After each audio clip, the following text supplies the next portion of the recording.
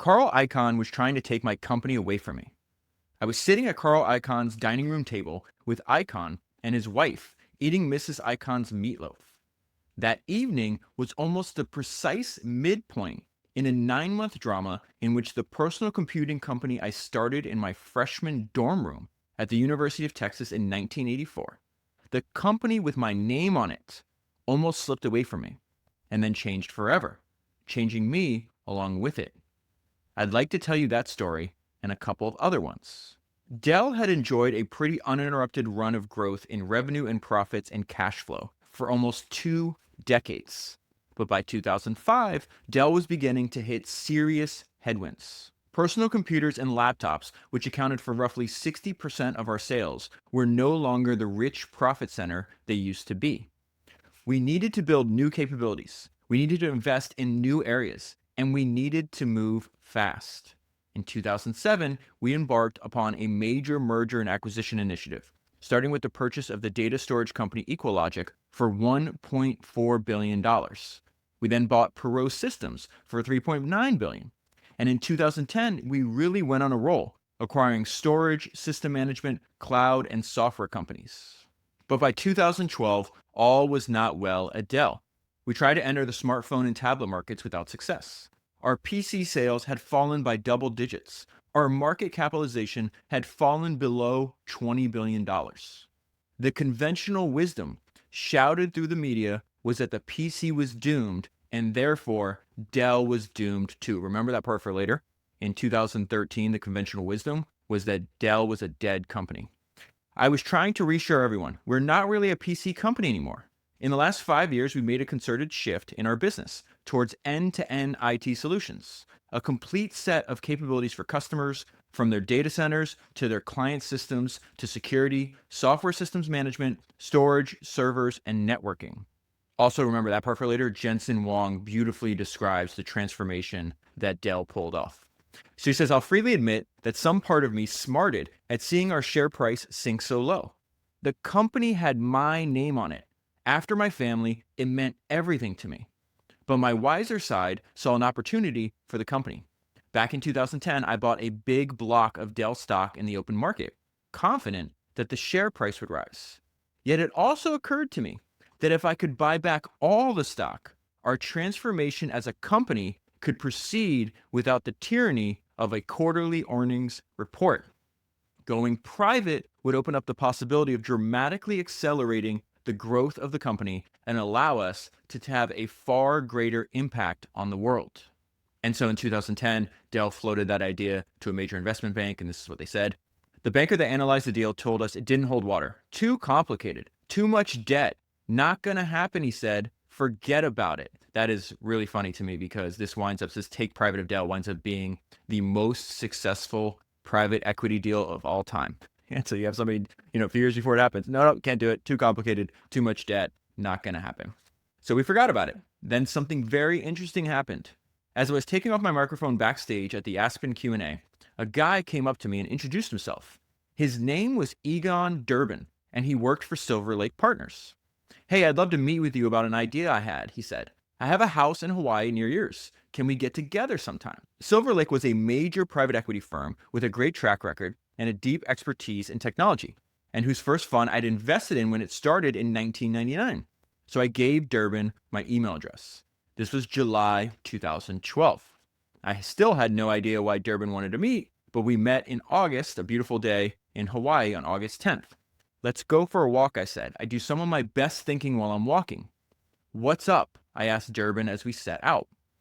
We've looked at your company and we think you should consider going private, he told me. And we think we may be able to help you. Okay, I said, tell me why you think this is a good idea. We talked and talked for the next hour. I liked him at once. He struck me as very smart, aggressive, and bold. He knew why he wanted to talk to me. He had a pretty strong belief in the idea, yet he wasn't trying to sell me anything. He wasn't saying, we, Silver Lake, are ready to commit to this deal. We do feel Dell is significantly undervalued. He continued, Dell has a lot of cash on its balance sheet. If your company has a lot of cash, its equity can't appreciate nearly as much because cash doesn't appreciate. If, on the other hand, you use the cash to buy back stock, the stock can appreciate far more. If you have a business that generates a lot of cash flow very consistently, a stock buyback could turn out to be a very good thing. A buyout, Durbin said, could turn out to be a very, very good thing, especially with Dell's stock at these historic lows. Yet we were talking about buying back all of Dell's stock. We were talking about a great deal of money, $25 billion. Everything Durbin was saying made sense to me. I knew in my gut it was time to make a big move.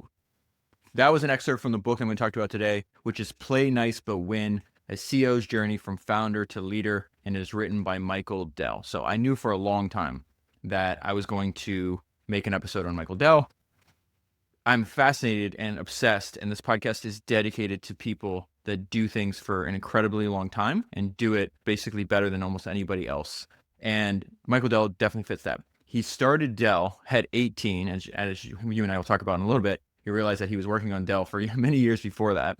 But he starts Dell at 18, and he's still at 60, still working on it, and still on the top of his game. I think there's a ton of lessons that you and I can learn from it. So I read this book. He also wrote a book in 1997 called Direct from Dell, which I also read, that I'll pull out a few things from. But I want to start by saying that Michael Dell sent me the most incredible DM that I've ever received. This is about a year and a half ago, and I couldn't believe it. He says, your podcasts are A+, and he put a little trophy emoji. I had to double check. I was like, this has to be a fake account. This can't be the actual real Michael Dell. I found that incredibly, one, kind that he took his time out to tell me that, but two, incredibly motivating that, one of the greatest entrepreneurs of all time is getting value from the podcast. So before I even read this book, I listened to the audiobook 3 times, and I'm going to heavily recommend, try to convince you to buy the book. And I would start with the audiobook because Michael also is the one narrating it. And it has a very interesting structure. Okay. So the chapters alternate. The first chapter is about the take private and the transformation of Dell that is happening mainly around, 2012, 2013. Then the next chapter will talk about the very beginning of Dell, and it'll alternate back and forth for the entire book. I want to start, and I'm going to focus mostly on the early years of Dell. So I want to jump right into his childhood and the family that he came from. And so he says, I'm a proud Texan by birth, born and raised in Houston. I got to also mention another thing. Michael's son, Zach Dell, was very gracious, and we got to speak for quite a while about his dad. I think the most important lesson, as impressed I am with what Michael Dell has built, and I think there's a ton of, just useful information here for the entrepreneurs, current generation of entrepreneurs. At the very end, I'm going to share with you what I think is actually the most important lesson that I learned from, I've spent countless hours, probably over 100 hours, between listening to the audiobook multiple times, reading everything I could find on Dell, watching all these interviews. But I'll share what I think is the most important lesson at the very end. So it says, I'm a proud Texan by birth, born and raised in Houston. My mom and dad were ambitious people. They relocated from New York City to Houston in the 60s because my father had heard that Texas' largest city was rich with opportunity. He chose an office in a building that was literally right next to the synagogue. So that means if your teeth weren't straight and you were Jewish, there was a pretty good chance my dad fixed you.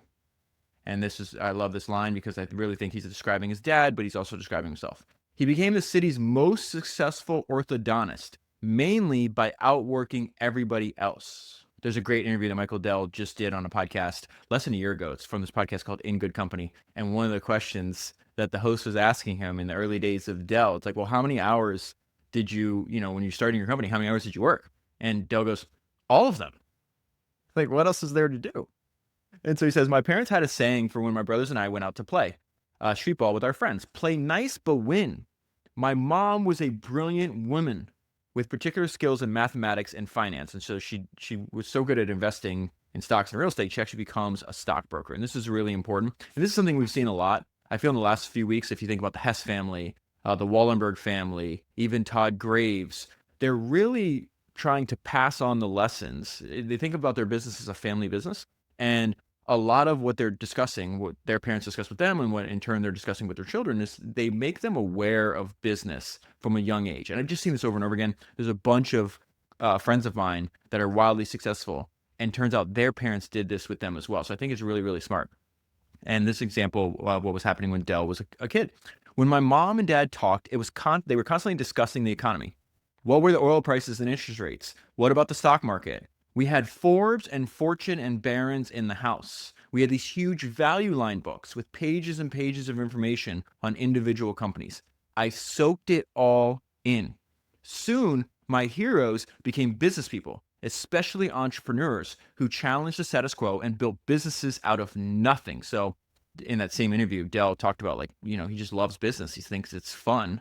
It's because it's an interesting puzzle to solve. This is very similar to what Ken Griffin said on I think it was last episode, or maybe the episode before that, where, Ken was like, I don't even know if I thought of being an entrepreneur. I just thought I like to solve problems. And this seems like the area which I can solve the most fascinating problems. In that interview that I referenced, the In Good Company episode, Michael Dell says something, because he was asked about this, like, most kids, grow up, they're idolizing, baseball players or football players, and like, you're obsessed with these business people, with these entrepreneurs.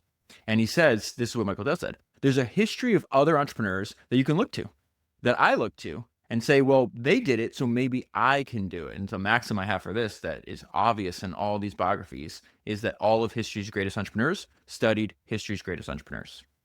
So he says, I learned about, so then he becomes obsessed with computers. And so he's reading, he's obsessed with the business side of it. He's learning that from his parents. He's reading Forbes and Fortune and reading about all these incredible entrepreneurs. But then he starts to be obsessed with computers and magazines. The influence of magazines is pretty pronounced in the book. I think maybe we lost that. Maybe podcast might be today what magazines used to be. I learned about Byte, this magazine all about microcomputers and microprocessors. I got a subscription and read every issue cover to cover. Then I read it again. One month, there was a piece by the co-founder of Apple, Steve Wozniak, and he's talking about the Apple II, and this is how Wozniak described that. To me, a personal computer should be small, reliable, convenient to use, and inexpensive. He had my full attention. I had to have one. And the beautiful part about that was I could pay for it out of my own savings. He's 13 years old, okay? So he discovered early that I like to make money. I thought it was fun. So he had a series of jobs. He works at a Chinese restaurant. He was a dishwasher, a water boy. He winds up doing the same jobs at a Mexican restaurant. And he starts all these businesses, from a very young age. I thought this was very fascinating, because there's this maxim that I believe in, that true interest is revealed early. And you start to see him start businesses, and he's using he'll use a lot of these same ideas, 5 or 6 years into the future when he goes all in on Dell. But he would collect stamps. He goes, well, I don't want to just collect something, I want to sell them. So he winds up not only having his stamp collection, but all of his friends. And he buys an ad in another magazine that's dedicated to stamp collecting, right? And he calls it Dell's Stamps. And he goes, I sold a bunch of stamps and I made pretty good money. So I was sitting on some funds. For my 14th birthday, I was allowed to take almost $1,300 of my hard-earned savings out of the bank and order an Apple II. And then we're going to see, again, true interest is revealed early.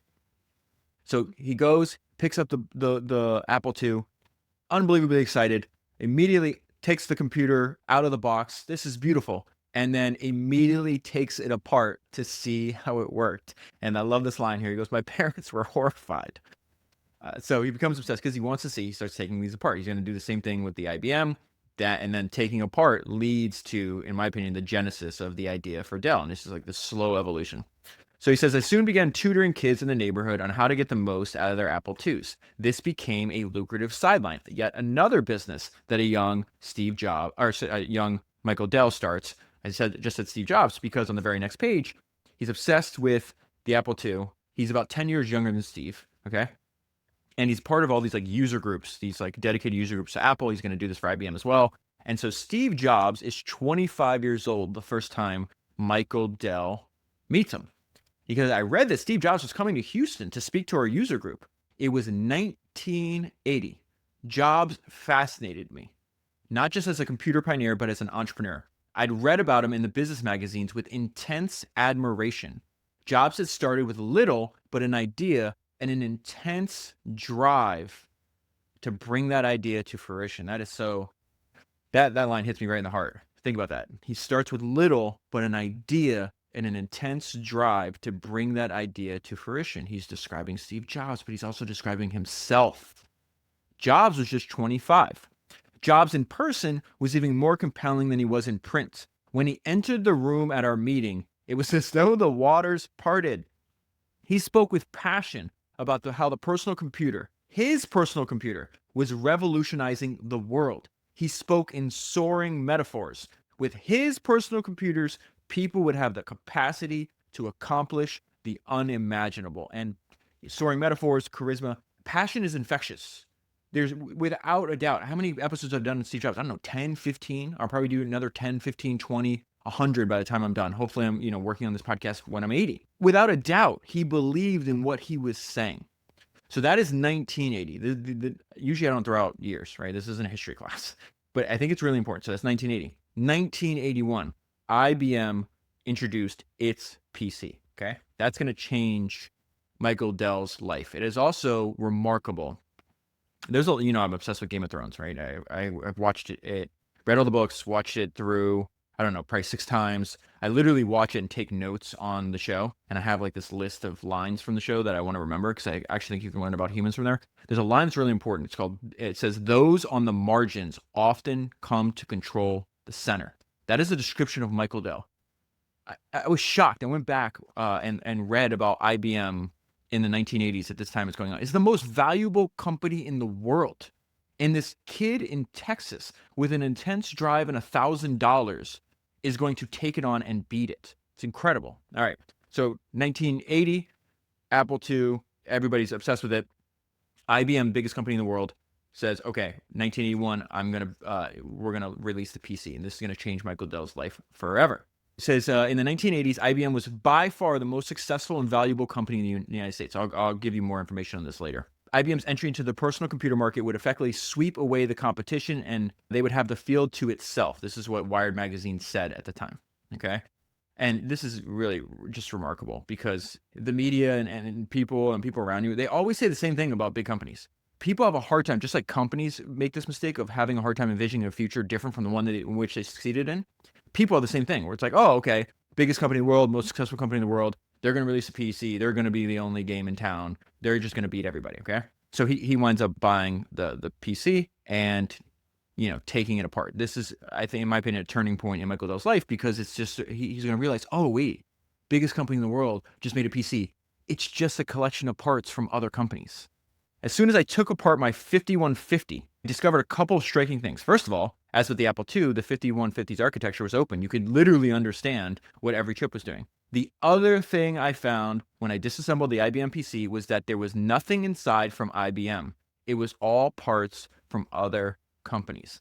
It's incredible, like how, you can be the most successful company in the world, and yet you let other people dictate and force you into errors that you didn't have to. And what do I mean by that?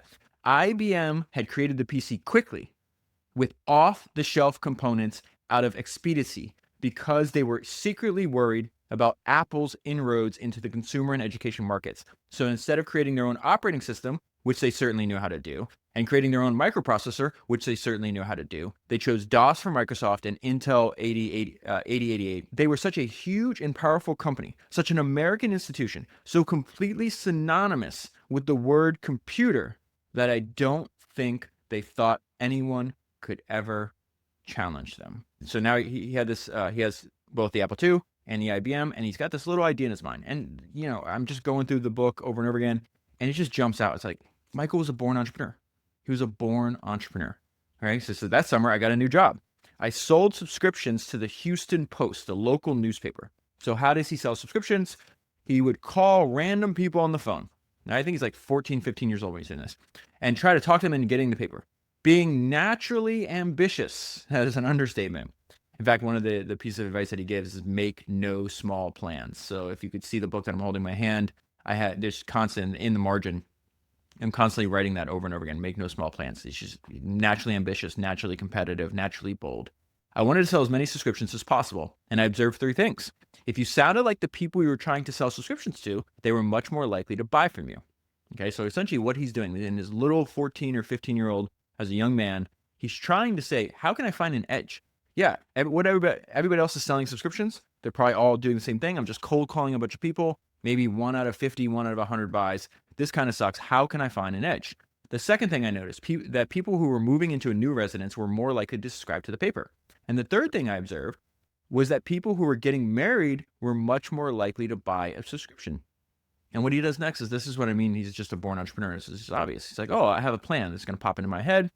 He goes down, he realizes like all of that information is public information in the state of Texas. So if I go down, because I'm a Texas citizen, I can go down and I can go down to the county courthouse and I can pull all the marriage license applications. And that's exactly what he does. In one stroke, I had gone from hit or miss of cold calling to discovering a gold mine of people who were far more likely than not to subscribe to the paper. At first, I had to sit, and then again, relentlessly resourceful. And, a recurring theme in the history of entrepreneurship: invest in technology. The savings compound can give you an advantage over your slower moving competitors. And sometimes it can be the difference between a profit and a loss. That idea comes from, there's a very old idea. It comes from Andrew Carnegie's autobiography, 150, 200 years ago. And we see Michael does the same thing here. Okay, I have found my edge. I have, all these interested prospects, but I'm writing all this stuff down by hand. This sucks. There's like almost no one on the planet has computers at this time. What does he do? He goes, well, I would sit there and write down every name and address, but then I realized I could bring in my Apple II, which was much lighter and than the IBM PC, plug it in and type in all the info. So that's exactly what he does. This kid is showing up to the courthouse with his computer, typing in, his list of prospects. I love this. And then it hit me that there were 16 counties surrounding Houston, and they all had courthouses, and every courthouse had records of marriage applications. Jackpot times 16. Then what does he do? Born entrepreneur. Then I hire my high school buddies to travel to all those courthouses and get all that info. And then he realizes, okay, so I have all these consumers, right? This is like I'm selling individual subscriptions. And you'll see the reason I'm talking about this, because he uses all these ideas at the beginning of Dell too. Like start out selling directly to like just one individual, one rich architect or one rich, dentist in Houston. And then he moves to the enterprise. And so the enterprise version of this, he goes, hey, I'm going to go, and because there's a building boom in Houston, they're building all these huge condos and apartment complexes. I would go to these places and say, hey, I'm from the Houston Post, and we've got this great offer where all your new residents can get the paper free for 2 weeks. Just fill out this little form. So now I went from selling one at a time, right, to maybe grabbing 200, 300 at a time. Because of all the young married people and all the new apartment dwellers, I made a little over $18,000 that summer. Now, the funny thing is, in his high school class, they have to like do a sample tax return, and he does it for real. And his teacher is just like, no, you obviously got this wrong. Like, you didn't make 18. If you made that much money, Michael, you would have made more money than me. And he's like, well, that is exactly how much. So he's making more money in high school than his teacher. Now, here's a clue. There's always a sign about what you really should be doing, right? What did Jeff Bezos say? We don't choose our passions choose us. He would sit in his high school classes. He's going to do the same thing for the 1 year or half a year. He goes to college. And he goes, I would come in, go to the back of the room, sit down, and read computer magazines. That's a sign that you found what you should be working on. So he says, the moment that I opened up my new IBM PC and looked inside, I thought, how do I soup this thing up? Thanks to my steady intake of Byte and PC magazine, I had plenty of ideas to try. He'd put in extra hard drives. I'd put in extra memory. And then this new IBM user group I joined gave me even more ideas. Because the difference, he talks about the difference between the people that had Apples and the people that had the IBM PC. IBM PC leaned way heavier towards business. So that user group was like, well, how do we use this as like a productivity tool? How do we use this as a way to get better at jobs, to make more money? And so he says I was fascinated by how empowering a tool the PC was for business. He was 17. He says, then a miraculous thing happened. In June of 1982, the National Computer Conference came to Houston. Right, this huge multi-day, I think there's like thousands of people going to this computer conference. And this is hilarious. Again, a sign that he's on the right path. To me, this was like Disneyland. I saw so many beautiful things in all these booths, peripherals and terminals and systems and software. New horizons were opening up for me. And then this is really, the start of his computer business. Slowly and surely, it's going to turn into Dell. So after I soup up a PC, an interesting thing happened. The lawyer father of one of the kids I was tutoring about computers got wind of what I'd done with the machine and asked if I could do the same thing for his. So I checked out his PC, he paid for the parts, and added a nice fee for my time. The lawyer was pleased enough that he soon talked me up to a couple of other lawyers and doctors he knew, and I got more work. Then an even more interesting thing happened. One doctor called and said he wanted to buy an IBM PC for me to customize. What model should he get? I told him, do not bother. I'll buy the computer, put in everything you need, and sell it to him at a reasonable markup. I delivered that doctor a Michael Dell special. Then it happened again and again, and suddenly I was in business. And he's making a ton of money. He loves fast cars too, which is really funny. There's a couple examples in here and stories that I found humorous. So my senior year of high school, I went with my parents to a BMW dealership. When it came time to pay, the salesman naturally looked at my mom and dad. I got to enjoy the shock on the guy's face when I took out a cashier's check for $15,000 and then I had a wad of cash to pay for the rest, thanks to my newspaper subscription funds and my new custom computer business. That is the end of high school. He says the only college that I applied to was the University of Texas at Austin, and my life was pretty much planned out for me. I would go and take pre-med courses and become a doctor. This is such an important part.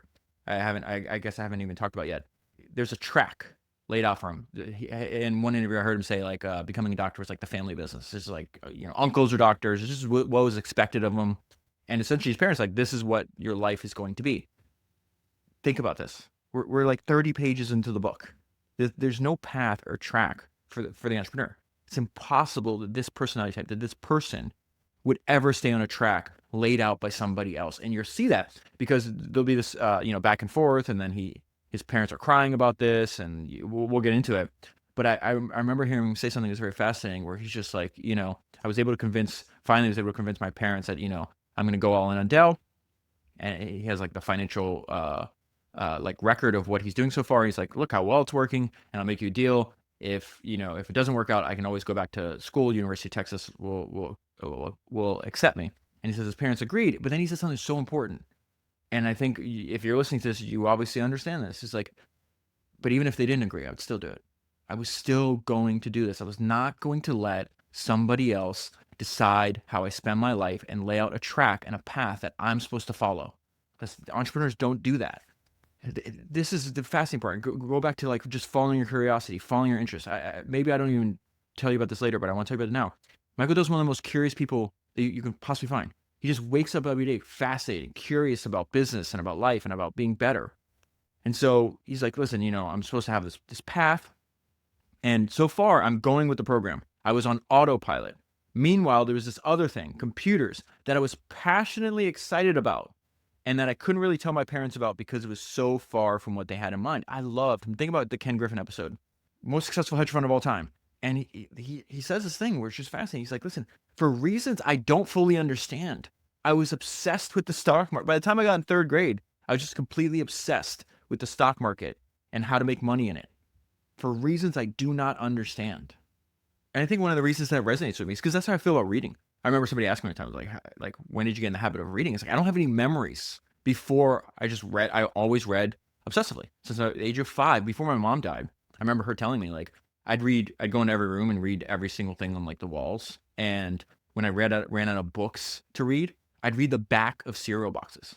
When you're a 7, 8-year-old kid, 9-year-old kid, you're not sitting here thinking like, oh, this is going to be good for my future self-development. You're just obsessed and drawn to this activity. And it's very clear that Michael was drawn both to computers and electronics and then business as well. So he graduates high school and again, relentlessly competitive, relentlessly driven. Some kids take the summer off after they graduate high school. As you can probably guess by now, this wasn't my way.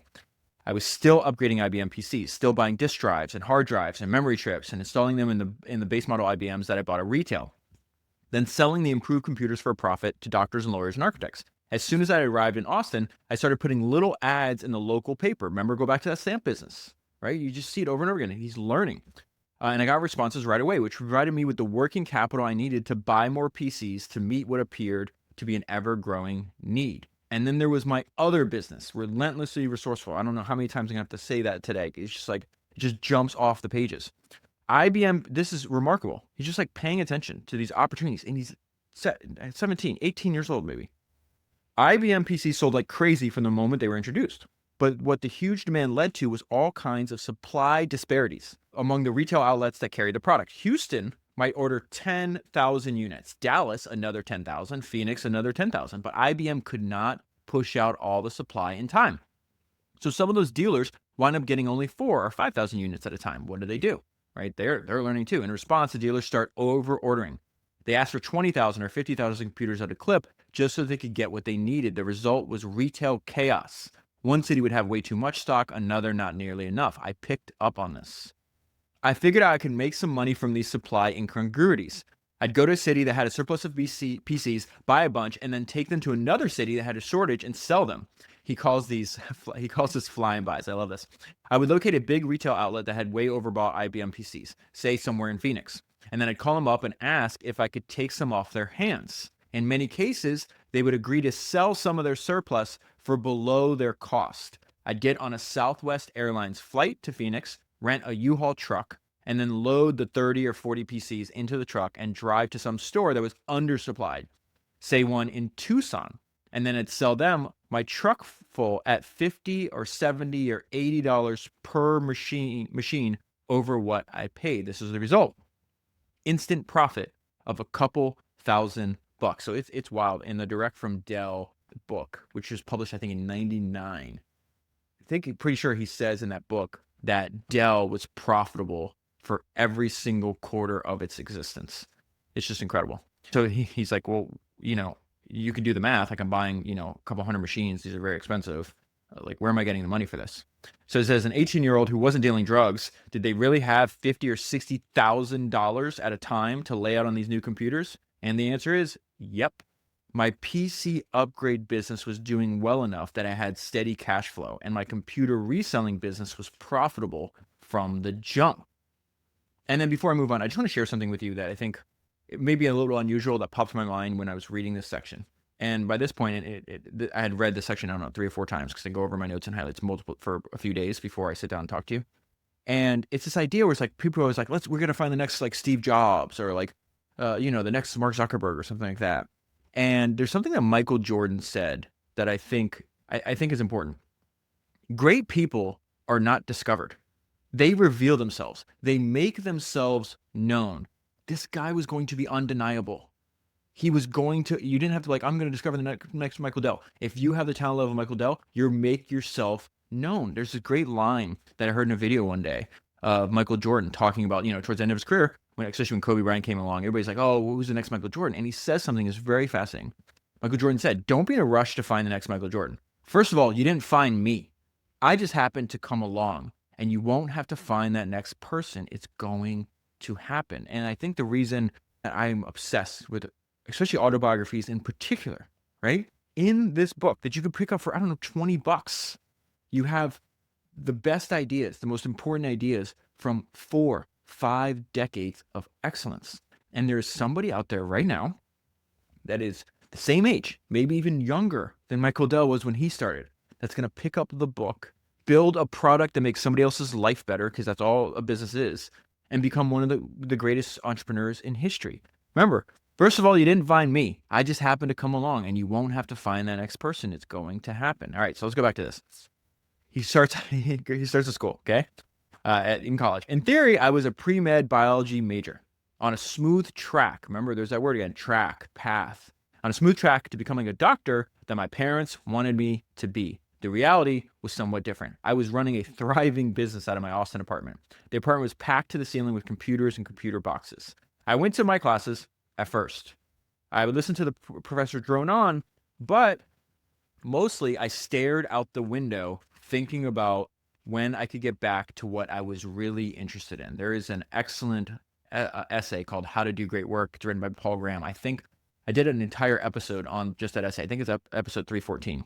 There's a line in that essay that I've never forgotten that I think is really important. I think describes exactly what's going on here. Hey, I'm sitting here in these pre-med classes. I'm bored to death. And I'm looking out the window and I'm thinking about what I'm really interested in. And in that essay, there's a line that says, if you're interested, you're not astray. If you're interested, you're not astray. My newspaper ads were building word of mouth among knowledgeable computer users around Austin. An interesting side note is that I didn't sell any computers to any students, ever. The students at UT knew nothing about computers and couldn't have cared less about them. This is great. It was a very different time. And then, as you guess, he's always looking for ways to expand his business. And so he goes, hey, you know what? There's another thing that's public. If I go down to, now he's in the state capitol, and the government, the state government's always bidding on things. And these bids are public and anybody can bid on them. And so, like, for example, if the highway department needed 4 PCs, and they would say, we need 4 PCs with such and such specifications. And so they would issue a request for bids, and the bids are public, so anyone could walk into the office and say, I'd like to see all the requests for the bids for equipment in the following categories. I started bidding on these and winning these contracts. Soon I was racking up revenues between 50 and 80,000 a month. I was spending almost every cent on new inventory. So then he moves into his dorm, and this is the dorm room in which Dell is going to be born. Adobe was a high-rise, 27 stories tall. By the luck of the draw, I was assigned to a room on the top floor, Adobe 2713. My roommate, now there's a lesson in here. My roommate, to my great fortune, was a member of the U.S. Olympic cycling team. That means he spent every day, all day training. He literally just used the room to sleep. Every evening, he'd return from his training sessions and drop into his bed exhausted. Every morning, he'd vanish before I was awake. He was the perfect roommate. So the lesson there, interesting. Olympic level athlete, trying to be the best at what he does, best in the world at what he does, and look at how he spends his time training, working, and then sleeping. And there's another thing that Michael Dell is going to have in common with Phil Knight, the founder of Nike. His parents find out about what he's actually doing. They want him to be a doctor. This is so, so important. I absolutely love this. My mom and dad were hearing more and more about what a terrifically successful business I was running. So they returned to Austin. They were both very upset. Michael, my father said, are you going to school here, or are you running a business, a computer business? He made it sound kind of unsavory. So I want to pause there. I want to put this book down. There's a line from Phil Knight's excellent autobiography, Shoe Dog, which I covered, I don't know, several years ago. It's probably like episode 180, 181, something like that. Almost exactly, word for word. So I'm going to read from Shoe Dog. This is a conversation he's having with his dad. Phil's having with his dad. He hadn't sent me to Oregon and Stanford to become a door-to-door shoe salesman, he said. Jackassing around. That's what he called it. Buck, which was Phil Knight's nickname. Buck, he said, how long do you think you're going to keep jackassing around with these shoes? I shrugged. I don't know, Dad. And the note I left myself when I read that is listening to his dad's advice on what to do for a living would have cost Phil Knight $40 billion, which is what his net worth was at the time I was reading that book. We're going to see something very similar here. You're running a business, a computer business. He made it sound kind of unsavory. Later on, his father, unbelievably proud of Michael. I think he says he's the founder of the founder. Okay, so these things can change. If you're interested, you're not astray. I could see that my mom was about to cry. My dad shook his head. Michael, he said, you've got to get your priorities straight. You've got to get your head screwed on straight. This computer thing, it could be a nice hobby for you, but your life, Michael, your life. I was staring at the floor, ashamed and proud at the same time, obedient and rebellious. What do you want to do with your life, Michael? My father asked. I want to compete with IBM, I said. My dad wasn't amused. Go back to that line from Game of Thrones. Those on the margins often come to control the center. This is think about the confidence, the self-confidence, and self-belief that young Michael Dell had. The idea that, I have a little business out of my dorm and I'm going to compete with the most valuable company in the world. Incredible. I love it. You are here for one thing and one thing only, he said, and that is to get your education to put you on the right path. There's that word again. The right path in life. Path, track. These are not words for founders. I muttered something about not being so sure the path he was talking about was right for me. I looked at my mother. Her tears were flowing. I caved. Okay, no more computers. Only school. Only school. I promise. And he tried. He really tried. For the next 10 days, I went cold turkey. I literally didn't touch a computer. I went to my classes and tried my hardest to pay attention.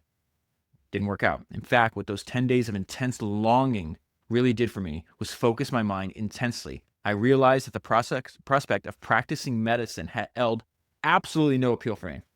And that the prospect of building my working life on computers was absolutely thrilling. By the time the second semester began, I was back in business big time, upgrading, flying and buying, and reselling. And in addition to his initial success, he gets another sign that, I might be on the right path. He travels with his family, they go to England to visit his brother, and realizes, the same fervor for personal computing that we're seeing in the United States is happening in the UK. That's interesting. And another thing was these people actually, they're terrible. The stores are terrible. The salespeople are terrible. And yet the computers are flying off the shelf. So it says the other thing that impressed me was the profusion of computer stores, and just like in the US, the profound ignorance of the people who worked in them. Salespeople knew little to nothing about how these computers worked, nor did the stores offer much in the way of service and support. But everybody wanted computers, and the pounds and shillings were flying. He says, after we returned to Texas, I broke the news to my parents. It would take a few years for my relationship with my mom and dad to heal. Again, this is somebody that was going to follow his own path in life no matter what. I think obviously that's the right choice. I want to go back to the idea. It's like, well, this is kind of funny. Like, the stores suck, the salespeople suck, almost no differentiation in product line, and yet they just can't stay stocked. The money keeps flowing. Mark Andreessen had this blog. There's a blog archive. I think I did it back on episode 50. And he wrote something in there that I've thought about. And he talks about, like, what are the factors for startup success? Is it the product? Is it the people? Is it the market? And Mark's point is, like, he would pick market above almost anything. And there's a reason why. And he says, in a great market, a market with lots of real potential customers, the market pulls product out of the startup. This is exactly what's happening in the book, right? The market is pulling the product out of the startup. The market needs to be fulfilled, and the market will be fulfilled by the first viable product that comes along. I think that's what we're seeing where we are in the story. Now, tells his parents, hey, I'm doing this, damages relationships, takes a few years to heal, okay? But in 1984, my little one-man operation formally became Dell Computer Corporation, doing business as PCs Limited. I left school forever. This is really important. So I'm going to spend some time here because this is something that's very obvious to me. And when I talk to other people, it's not obvious. They literally have this backwards. I always say belief comes before ability. People will tell you, oh, you want to have confidence, like produce evidence. No, that's absolutely wrong. You're 100% wrong. It's in this book and all these books over and over again. The self-belief comes before any evidence. It becomes before even the ability to do so. Here's another example of this. This is super, super important. I spent some time at a store called CompuAd. This is in Austin. And I met the owner, a guy named Bill Hayden. Hayden told me that thanks to Austin's tech boom, he was really making big bucks. I guess he thought he was just impressing some punk kid. But when I sized him up, I thought I could do everything he was doing and a lot more. Was I a little full of myself at 19? Sure I was. I think you have to be to do anything important. I'm pausing right here. I'm going to go to Nolan Bushnell, founder of Atari, mentor to Steve Jobs. He wrote a book about what it was like to mentor Steve Jobs, to know Steve Jobs. This is what he says. And he talks about, Steve's critique about being arrogant, about being, overly self-confident, whatever the case was. He says, this is Nolan Bushnell, everyone has creative potential, but only the arrogant are self-confident to press their ideas to others. Now, I think he's using the term arrogant there to be intentionally provocative. Only the self-confident, only those with an abundance of self-belief, like a Nolan Bushnell, like a Steve Jobs, like a 19-year-old Michael Dell. Only the self-confident, or only the people with full self-belief are self-confident enough to press their ideas onto others. Bill Walsh wrote this excellent book called The Score That Takes Care of Itself. I think I did it all the way back on episode 106 or something like that. I need to reread the book because it's really good. And he says this about this. Don't let anybody tell you that a big ego is a bad thing. Here's what a big ego really is. Pride, self-confidence, self-esteem, self-assurance. Ego is a powerful and productive engine. Without a healthy ego, you've got a big problem. Now, obviously, you're smart. I don't have to explain this to you. Obviously, you can have an ego so big and so unrealistic, right, that it can damage. It can get you in a big trouble. That's not what Bill Walsh is talking about. That's not what Nolan Bushnell is talking about. That's not what Michael Dell is talking about. That's why I think that line, out a healthy ego, you've got a big problem. So belief comes before ability. Was I a little full of myself at 19? Sure I was. I think you have to be to do anything important. You have realized by now that I'm a pretty competitive person. That's an understatement. But you know what? I'm going to pause there again. So I love this because, having listened to the audiobook 3 times, already read this book, already read Direct from Dell, already read all this stuff. There's something that jumps out that I didn't see till after that is really funny because it's surprisingly, shockingly accurate assessment and description of Michael Dell from Matthew McConaughey. The actor, and I think what I've heard is he's friends with Michael. They both live in Austin. And this is the blurb that Matthew McConaughey did for this book, and I didn't see it till after. He says, Michael Dell is the gangster protagonist, never looking for a fight, but relishing every brawl once he's in it. That's such a good description, based on everything I've read. Matthew McConaughey nailed that. All right. So he says, you can figure out, hey, I'm a pretty competitive person. And I thought I had all kinds of ideas that Bill Hayden could never even begin to imagine. One of my ideas was just an expansion of what I was already doing, placing ads and taking orders over the phone. Constantly on the lookout for lowest prices for computer components, saving customers the trouble of comparison shopping, and then passing along the savings to them, and I'd still make a profit. This is how he knows he has an edge. My upgraded machines were both better and less expensive than IBM or Compaq. Compaq's going to be his main competitor. He's going to wind up overtaking them as well. And they raised way more money. Michael Dell starts the company with $1,000. Compaq starts with $25 million, and then they raise, I think, another $75 million. So he's like, guy starting with 1,000, you're starting with $100 million, and he waxes them. I love stories like this. I'm obviously always on the side of the founder. I'm always on the side of the underdog. The Wright brothers, episode 228. That book, if you want a book to read this week or a book to read this weekend after hopefully you finish Michael Dell's book, I would pick up Wright Brothers by David McCullough. For centuries, humans were talking about how do we solve the issue of powered flight. And a lot of different people, when the Wright brothers were trying to do it at the same time, were way better funded. They had all the top experts, all the top scientists of the day. They had the backing of like the Smithsonian. One guy was backed by like $500,000. The Wright brothers solved the problem with $1,500. They solved a century-old problem with just two brothers being relentlessly resourceful and the modest profits of their bicycle shop. Don't ever let somebody tell you because you have a better funded competitor or a more credentialed competitor that you can't still win. The history of business is full of examples like this. This is such bullshit. Back to this. My upgraded machines that I'm making with no money in my dorm room are better and less expensive than IBM or Compaq. And so he says, okay, well, I have this advantage. How do I press that advantage? So he was started on in Austin. Now he's like, hey, I'm going to advertise nationally in PC Week and Computer Shopper. So essentially say, hey, like, who's going to buy computers? Well, people that are reading computer magazines. It's not like a stretcher, right? Customers could call in. They would tell us how much memory they wanted in their machine, what size hard drive, and how fast a processor.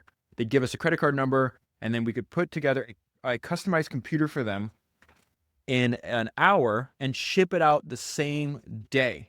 This is one of the most important sentences in the entire book. It sounds simple, yet nobody else was doing it. So we start hiring technicians and salespeople right away. Again, doesn't have to be perfect, just has to work, especially at the beginning. Or here's an example of that. Our order entry system consisted of 3 clotheslines hung between cubicles. The top line was orders that needed to be filled. The middle one was for orders waiting for parts to be delivered, and the bottom clothesline was for orders that we had no idea how to fill. Everyone in the company wore several hats. The office was busy and noisy from morning to night. It was fun. It was stressful. It was all-consuming. I was 19 years old. Now, what I want to focus on is the building of Dell, but I do want to just pull out when I find them in the book, just these other lessons I think Michael Dell has for us that happen while he's trying to has this fight with Carl Icahn, and he's going through this really big struggle to take the company private and to really transform it. He successfully navigated. One of the things that's so fascinating about this is, and why there absolutely had to be an episode of Michael Dell is like he's successfully navigated so many different technological revolutions from PC, the internet, mobile, cloud, and now AI. I can't think of anybody else that has done that is still active to this day. So he's fighting with Carl Icahn, and he says some things here that I think are really important. And there's a lesson, there's a punchline at the end of this. Activist investor was a euphemism for what Carl Icahn really was. Corporate raider was more to the point. And maybe troublemaking opportunist was closer still to the truth. Since the late 1970s, Icahn had shown great skill in gaining significant positions in companies in trouble or flux, and then either forcing them to buy back their stock at a premium or pushing the company leadership to make decisions that would boost the share price. He liked to present himself as a great defender of the common man, the ordinary shareholder. In fact, he was a great defender of Carl Icahn. He seemed to have little or no interest what a target corporation made or did. The game was everything to him. And so he's, to me, what Michael Dell is doing there is he's comparing and contrasting the difference between, a troublemaking opportunist or corporator versus a founder. Somebody that started their company when they're 18, somebody put their name on their company that they gave the majority of their life energy over to. And I think the way to describe this is like the Todd Graves episode, the founder of Raising Cane's, I did a few weeks ago. He has this line. He goes, he was talking about like more founders need to stop selling their business, especially in his industry.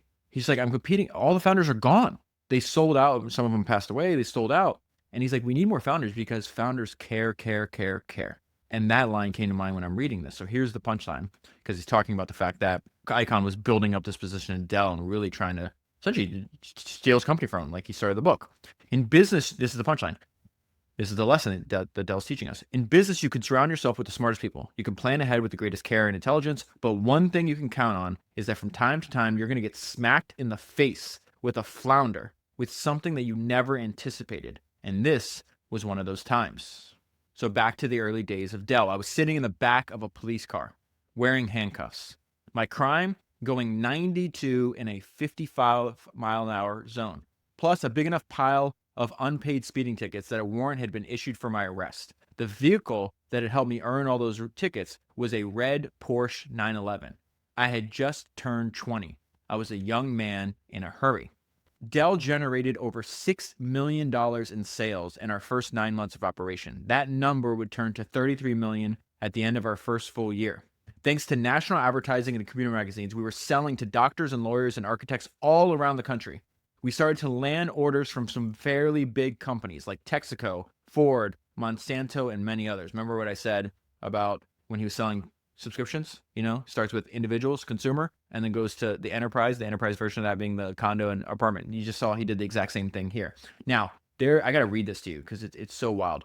Michael Dell put out one of the craziest tweets I've ever seen. It says Dell's revenue during our first 16 years. Okay, so it's going to start in 1984 at $6 million.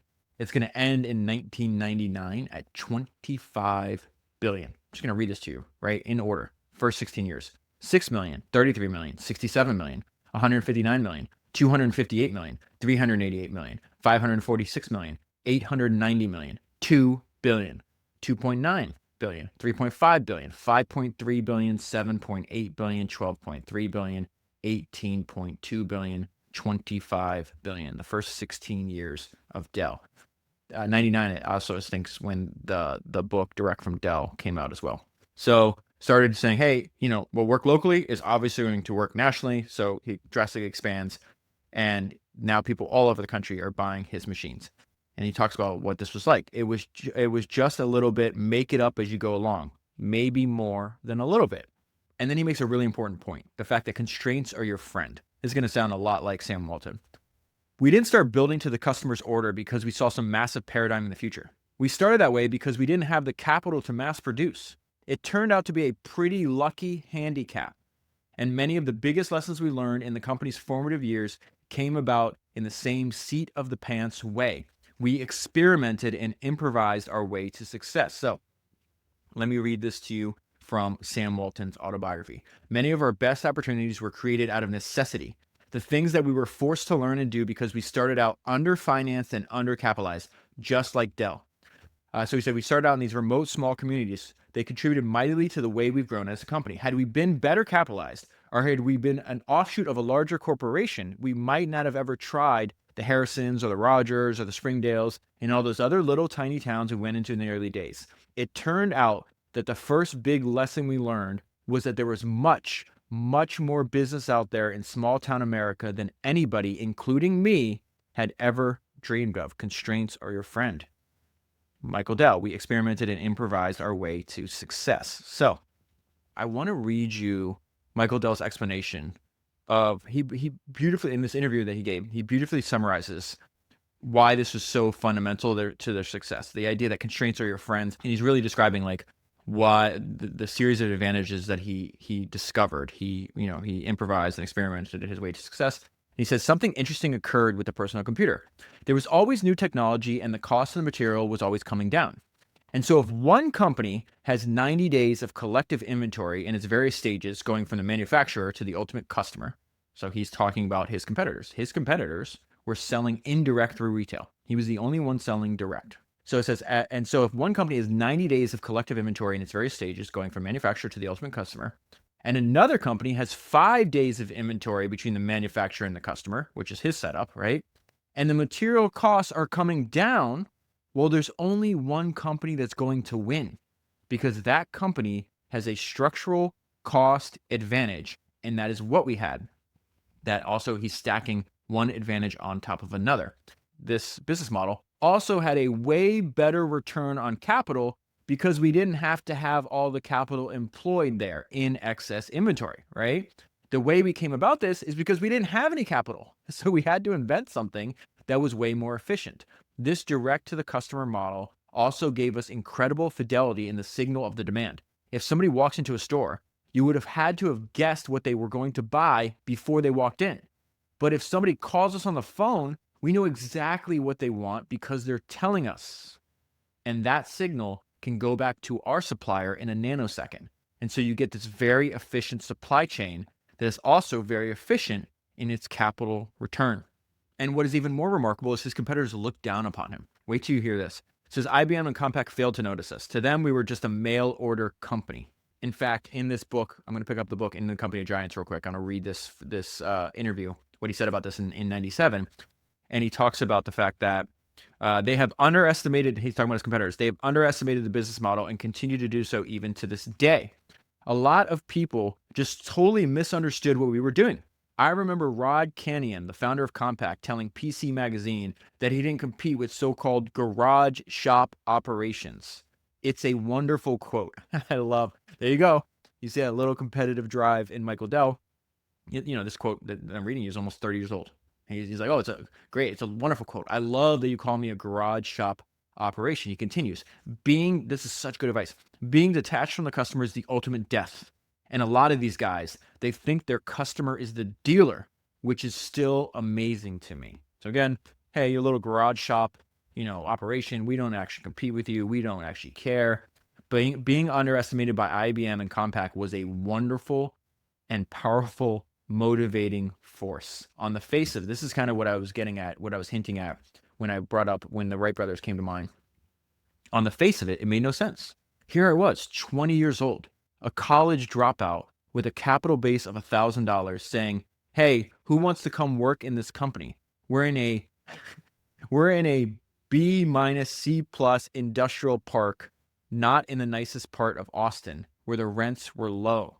I was working 16-hour days. I had a bed in the back of my office so I could grab a little sleep on the nights I was working not stop. And again, it says, on the face of this, it made no sense. But what I jotted down on the margin was, those other companies don't have a Michael Dell. There's a great line that I firmly believe in. I think if you use it as a metaphor, you use it as a distraction, it's really powerful. It's from Napoleon. Napoleon said, in war, men are nothing. One man is everything. So his business is succeeding while he is being underestimated. And then something really important happens, because remember, he damages the relationship with his father and mother temporarily. His grandfather was a successful entrepreneur, and he comes down and he visits Michael. And he says, I proudly showed him the controlled chaos that was our headquarters. He started laughing and laughing and laughing. What is it, Poppy? I asked. Michael, he said, you're a businessman. It was the highest praise he could have given me. Words of encouragement really, really matter. When I read this, I thought of a young Henry Ford. Okay, Henry Ford built the most successful American automobile company. People forget that his first two auto companies failed, and so a young Henry Ford idolized an older Thomas Edison. Before he knew Thomas Edison, at the time, Thomas Edison is probably the most famous person in America, right? The most famous inventor in the world. Young Henry Ford meets him, tells Thomas Edison about this idea. And I'm going to mass produce a car for the everyman, and I'm going to do it with an internal combustion engine, which was, everybody was like, the gas engine has no future. Everybody knows the cars are going to be electric or steam, so because most of the cars manufactured at the time were not manufactured, they were handmade at the time, were either steam powered or electric powered. But Henry Ford had belief in this idea, so he meets Edison, and I think Henry Ford's probably in his late 20s this time. He might be 30 years old by the time, and tells Thomas Edison, words of encouragement matter. He talks about this over and over again. And because Edison says to him, young man, Edison got his idea immediately. Young man, that's the thing. You have at it. Keep at it. And so Ford would talk about, he had a lot of mistakes and trials and tribulations from the time Edison said that to the time he was successful. But he would think back on those words of encouragement. It would push him, it would motivate him and push him. And so like, the reason I started the podcast talking about the fact that I cannot believe I got this incredible DM from one of history's greatest entrepreneurs saying like, hey, you're good at this. So again, words of encouragement matter. I try to do this as much as I can to all the people around me because I just see this over and over again. And I just love the idea. It's like, it's going through hell. I don't think Michael Dell's going to stop no matter what. But just to have your grandfather, somebody you love and trust and admire and respect, to say, you're doing it. You're doing it. It's the highest praise he could have given me. There's another idea on this page I think it's important to point out for you and I. It's something that, remember the Jensen Huang episode I just did? It's episode 376. He has this idea, ship the whole cow. Jensen was obsessed with the book Innovator's Dilemma, and he realized that the threat comes from below. And so his way to offset that was he had this idea of ship the whole cow. I talk about it more in that episode. But we're starting to see that the threat is going to come from below with Michael Dell in relation to Compaq and then IBM, because he says we were undercutting them on price, way undercutting them. We introduced our first brand name computer. So now he's not just souping up other machines, he's making his own, okay? It was $795. If you got the same configuration from IBM, you would have to pay between $1,500 and $2,500. So then we see his total dedication to this idea. Hey, we're going to cut out the middleman, right? It's how he started his business. We're going to go to the source. In fact, let me read something from you, to you rather. Indirect from Dell, which is published 20 years before the book that I'm holding in my hand. He says, since an early age, I've been fascinated with the idea of eliminating unnecessary steps. So I guess it's not surprising that I started a company based on eliminating the middleman. He keeps pushing that advantage. He's just obsessed with eliminating unnecessary steps from a very young age. So he says, to keep growing quickly, we needed to establish direct relationships with the suppliers of all of our principal components. I knew the supply chains for the parts we were ordering were full of markups that I could radically reduce if I went straight to the source. I wanted to go to the factories where these things were made, to Taiwan, Japan, Korea, and Hong Kong. So I got on a plane and flew out there. I was 20 years old, full of energy and curiosity. I was excited. My God, I was excited. There was a whole new world out there just waiting for me to discover it. This is, again, it's very obvious if you study. No one can start a business at 18, still work on it, 4 decades later, and, refusing to quit, refusing to stop. Like, what are you going to do? You retire? The entrepreneurship is the best game in the world. And so it's obvious from reading about him, but I loved my conversation that I had with Michael's son, Zach. And one of the main themes there that I think is super important and something that motivating to me is just like, he just has a love of the game. He just loves the game. He loves business. He loves talking about it. He loves computers. He loves working on difficult problems. It's the love of the game. And I think there's a line where Kobe Bryant studied all kinds of top performers and greats in, art and business and sports. And he's like, the one thing that we have in common is just like love. And it's a pure love. It's not a love for the awards, for the money, for the adulation. It's a love of the act of itself, the activity of itself. And you see that. It's just like, I was excited. My God, I was excited. And so when I got to this section, it's one of my favorite sentences in the entire book. My God, I was excited. Made me think of Phil Knight again. Phil Knight is, I think, in his 80s by now, maybe late 80s. And when he writes that autobiography, at the very end, he talks about this. And he says, my secret regret is that I can't do it all over again. God, how I wish I could relive the whole thing. It's such a powerful moment in the book. There's something he also says that the advice of future generations of entrepreneurs that Phil Knight gave, and I've heard a couple other people give, is it's like, we're in this right now. You and I are in this right now. Write down the experiences you're having. Write down what you're thinking. Take pictures. Phil Knight's like, the one thing I wish, he's like, we had so many conversations about the company we were building, and he says something like, they disappeared in time. They just like disappeared. Like they were ephemeral. And he's like, God, how I wish I kept a journal, or I wrote more of this down. I documented more of it, because we're in this right now, and we're gonna feel exact. I could just imagine Michael sitting there writing that line. My God, I was excited. Just the way Phil Knight saying, my secret regret is that I can't do it all over again. God, how I wish I could relive the whole thing. That's a life well spent. That's not regret. The regret is, I wish I could do it again. Where so many people, I think the vast majority of humans that have ever lived, get to the end of their lives with the opposite feeling. with, man, I wasted this. It's just such an important, again, I'm just like super hyped up that we just have, there's just this thing with entrepreneurs. They're willing to share because they understand that there's another them that's just like me that is going to go through the same exact stuff I went through, and just writing it down and passing on to the next generation is just like one of the best things you could do. Think about, I say this a lot. Sorry to repeat myself. Sam Walton. Sam Walton knew he was dying. He was in pain. He talked about it. Cancer all over his body. Knows the end is near, and yet spending some of his very, very limited time left on Earth writing his autobiography and documenting everything he learned. It's an incredible act of service.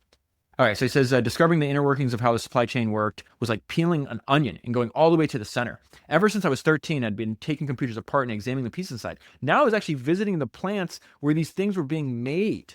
By the time I flew back home, I felt like I jumped ahead several levels in the game. Now, they're going to have this idea where they're going to build their first, this is really important. It was the first 286 based PC. He needs a really talented person that can build an Intel-based 286 microprocessor that's compatible with an IBM PC. Now, he's going to tell a story here, but I want to talk about the lesson I think is behind it. This idea that you hire for spikes. David Ogilvy noticed a half a century ago that talent is likely to be found around among nonconformists, dissenters, and rebels. And what happens is a corporation grows, they kind of like even it out. They want like the middle, and they miss all of the spikes of talent. I'm going to read this to you, and then I'm going to tell you a story that I think is absolutely fascinating. So he finds this guy named Jay Bell. He says, the better I got to know Jay, the stranger I found him. I think he might have been manic depressive. He would get these huge bursts of energy and work for 36 or 48 or 72 hours straight, and then he'd crash. Daytime or nighttime meant nothing to him. So he is going to be the one that builds this prototype, and it's going to be a massive success. And so I heard this story, and I've heard this from a few founders, but there is a story that I found incredibly fascinating. And it's on an app that is one of the most successful consumer apps of all time. You have highly likely used this app. The story was, there was a world-class designer, maybe the best designer that they could have found in the world at the time. Also, either manic depressive or schizophrenic, but definitely alcoholic. But he was so gifted that the founder realized that the only way he could get this designer to work is he'd have to sit down next to him while he works. And if the founder got up and went to a meeting or whatever else, the guy would disappear. He'd fly out to the wind. Sounds like Jay Bell. There's stories in this book where this guy's like, the cops are coming to the office because he's tripping out alarms, and it just happened to be because Jay decided he just wanted to go to work at 3 a.m. And he'd have, go for 42, 72 hours straight. So everybody around this founder was saying, like, this is a bad use of your time. Like, the CEO has to sit there and babysit them. And the founder knew that, talent wins. Talent always wins. And so he's like, no, it's actually a great use of my time, because this guy's going to design, every single pixel that in the future, hundreds of millions of people are going to see. And so it's actually a really good use of time. Now, he also understood that what's the chance that this guy's working at the company 5, 10 years from now? Zero. But I'm able to get an immense amount of talent out of him. And so if I just sit next to him, and that's what happened, like, I actually sat next to him and completed the job.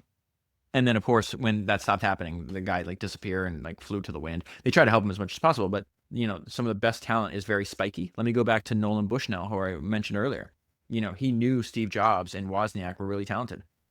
They had two things. He's like, Steve's like, I'll work at Atari, but I have to sleep in the office. And everybody around Nolan told him, no, you can't let this guy sleep here. He's like, no, I think that like they're talented. And so he just realized like, oh, this guy's spiky. And he smelled really bad because he wouldn't wear deodorant and stuff when he was younger.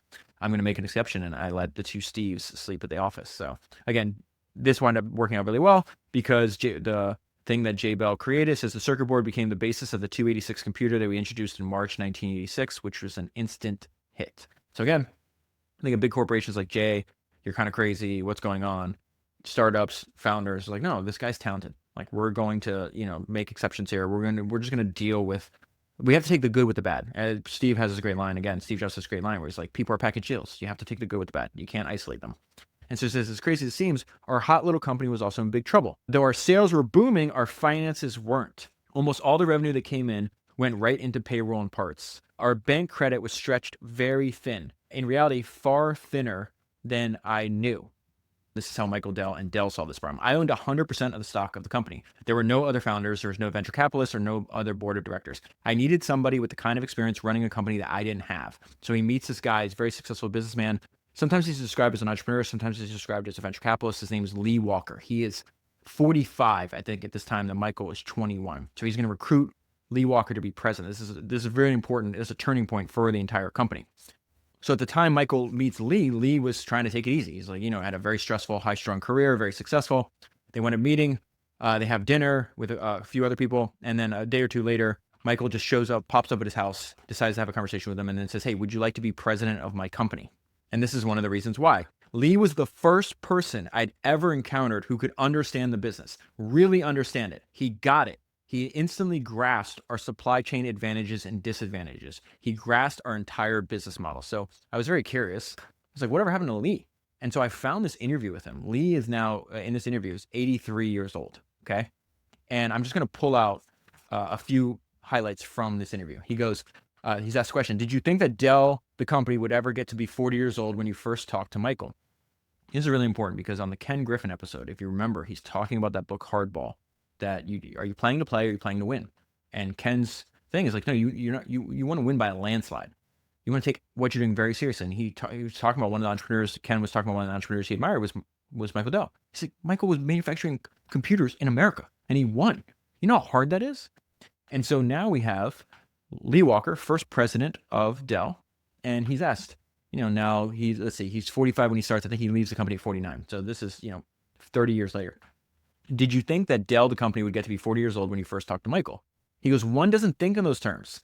It's not that I didn't think it wouldn't. The perishability, he's again speaking to how difficult it is what Michael achieved. The perishability of companies is so extreme that if you would bet on any company being around 40 years, especially one in as difficult and competitive an area as the PC, that would have been a very foolish bet. What Michael has accomplished is amazing, just absolutely amazing. And so Michael talks in the book. I asked Lee to come on. And he said no. And so on the follow-up in this interview, he's like, well, what made you change your mind? And he says, Michael was 21 at the time. I was 44. Michael was the son I never had. So I think there was a paternal instincts that came out. I think that's part of it. I think part of it is also, it was a damn fine puzzle. It looked like, to many of us, the emergence of the automobile industry. This is very fascinating because, I've done like a 13-part series on all the automobile founders. And what you learn about the American automobile industry is that I think there was 2,000 car startups and 3 survived. So I didn't even draw that analogy like Lee did. And I think it's pretty apt. There'd be hundreds of companies in the beginning and just maybe several that would emerge. It was just an interesting puzzle as far as who might emerge out of the pack and what it takes. He says, I just love puzzles. And this was a particularly difficult puzzle because Michael had $1,000 in capital. There were no resources. It had to be through ingenuity and hard work. We were up against IBM and Compaq. The competition was immense in size. They were sophisticated and they had tremendous resources. We had 2 board of directors, Michael and me. And so one other thing I just want to pull out of this, the most important idea at the beginning of the company was the idea that was born out of necessity. So he says, the one idea that we had, and it was born out of necessity, constraints breed imagination. Since we were constrained by finance, we would start building a customer's computer after the order. The constraint of building them to order one at a time turned out to be brilliant because we created a system where we were mass producing one at a time, which sounds like a contradiction in terms. But when the large corporations came to visit us, they were stunned at how sophisticated we were in terms of our ability to mass produce. Not just generically. Each computer had an identity. It had a destination. It had a customer. I think in the spirit of your question, the direct thing was key. So back to this book. Lee Walker changed his mind, and to this day, I don't fully understand why. In his shy and modest way, he'll mumble something about having once been in the same spot himself. Because I started with a company with only $1,000 of invested capital, as contrasted with the only almost $100 million that Compaq, our rival, had raised from their investors, I had to figure out how to stretch the limited capital we had to the max, and I got pretty good at it. So what he's talking about, and this has been studied in business schools over and over again, is the fact that Dell had a negative cash conversion cycle. Dell receives payment from their customers before they have to pay suppliers. Now, here's the problem. When you start selling to enterprises and to governments and to large organizations, you have to extend credit. Dell didn't have any money in their bank account. I forgot. I can't remember the number, but I think they were doing like I don't know, 60 million a year in sales or some crazy number like that. And they had like 200 grand in their bank account at one time. It's just it was a wild, like jaw dropping number. So he says credit card sales, paying suppliers on terms, stripping parts inventory to the bone. All these things kept our cash conversion cycle far lower than most other companies. This was very good. On the other hand, our fastest growth was selling to companies, government agencies, and education and medical institutions, entities that were not going to pay us with credit cards. We needed to extend the terms, which meant we needed more credit, a lot of it. His bank at the time would only finance about 6 days of sales. You can't survive on that. Money was sorely needed, and Lee Walker knew how to get it. From the day he walked in the door, we shifted into a brand new gear. Again, this is why the reoccurring theme when you read these biographies, they keep talking about, hey, you really need to work with the best people you can, that you can never, ever forget the dynamic range of people. Lee becomes the president. He says he worked quickly to establish his value, bringing his expertise and his business connections to bear. Lee had recently helped usher a failed computer company through Chapter 11, making sure that the company's financial backer, Texas Commerce Bank, got back every penny. The president of TCB and a friend of Lee's was so grateful, he happily extended a new line of credit to Dell. Lee Walker could go to people like Frank Phillips at Texas Commerce Bank and say, look, Texaco, Exxon, Santo, all these companies, not to mention the U.S. government, they all owe this company money. Give us a loan based on all these receivables. And the bankers would say, okay, Lee, we don't know about the kid, but we trust you. So eventually Michael and Lee figure out, hey, we need to take the company public. It's a natural progression, and it's going to be the only way to access the kind of capital we need. And he says when they were having these discussions, right about this time, investment banks start to call. So they eventually select Goldman to do their IPO. Goldman says we shouldn't go public just yet. They recommended a private placement, 20 to 30 shareholders among financial institutions, high net worth individuals, and various funds. Then came Black Monday, October 19, 1987. The stock market lost 23% of its value in a single day. When Lee came into my office to give me the bad news, he was convinced our private placement had gone kaput. I was busy at one of my favorite pastimes, taking apart a competitor's computer to see how it stacked up against ours. That is why you win. There's a funny thing. That story reminded me of what Sam Walton was doing on Black Friday. This is the level of commitment and, just focus to my business that I would want. Sam Walton gets asked a question by a reporter on Black Friday, because at the time, I think he was worth, like $6 billion or something on paper. And his net worth, dropped by over $1 billion. And he was asked, like, how do you feel that you've lost over $1 billion today? And Sam goes, I hadn't heard of it. So you see a young Michael Dell doing the same thing. It's like, I can't control the stock market, but I'm going to do what I do best, which is take apart a computer and see how we can improve. As it turned out of literally hundreds of financings that were in the process that Black Monday, ours was the sole survivor.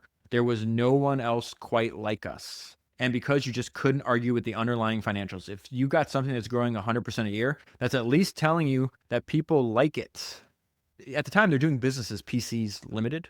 At first, he's like really leery of naming the company after himself. The way I think about it is like some of the people I most admire, or some of the businesses and the business I most admire, like they're named after the person. And I think there's something to that, like James Dyson, Bloomberg, Dell.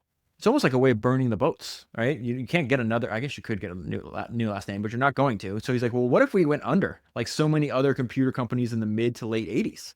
Then Dell could have this negative connotation. And so he says, I kept thinking about a tech entrepreneur named Adam Osborne, who in the early 80s had come up with a portable computer called the Osborne 1. The machine was very popular for a while until he announced the imminent release of an upgraded model. The problem was that the imminent release of the upgraded model wasn't imminent enough. In anticipation of the new computer, people immediately stopped buying the Osborne 1 and revenues stopped flowing.